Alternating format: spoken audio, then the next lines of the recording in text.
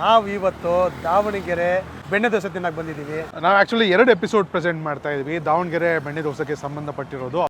ಇದು ಜಯನಗರ 9 ಬ್ಲಾಕ್ ಅಲ್ಲಿ ಇದೆ.